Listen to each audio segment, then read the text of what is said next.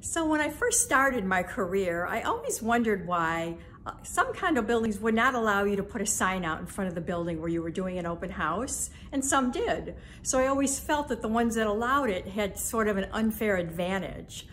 But I was wrong, and I was soon to find out why. So I was doing an open house in a pretty large condo, about 2,800 square feet, and it had a pretty high price tag on it. It was brand new.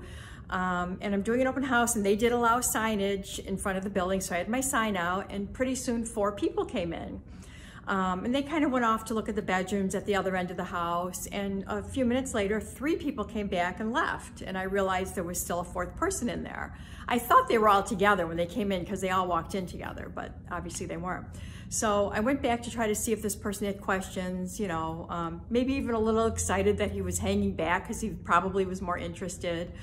But the door was locked to the bathroom in the master bedroom, and the shower was running. So he was in there taking a shower at my open house.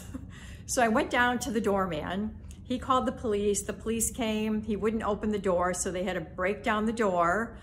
And he had brought with him a bunch of these brown paper towels from a gas station and to dry himself off. And he had shoved those all into the toilet, and you know, it was a mess. We had to get the maintenance man of the building to fix the toilet, and we had the door was broke. I'm not sure what we did. I don't think it could be fixed. I think we actually had to get a new door, but I'm not sure about that.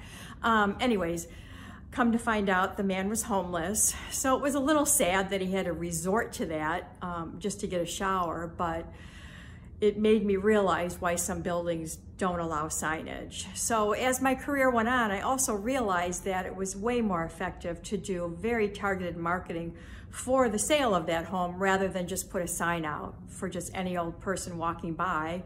You know, it could be a 1-bedroom buyer, you know, and here, you know, it's just anybody off the street coming in. And, you know, there's really no point if it's not something that the size they're looking for, the price range that they're looking for. So, you know, the targeted marketing to get people to come to your open house is way more effective and not so dramatic.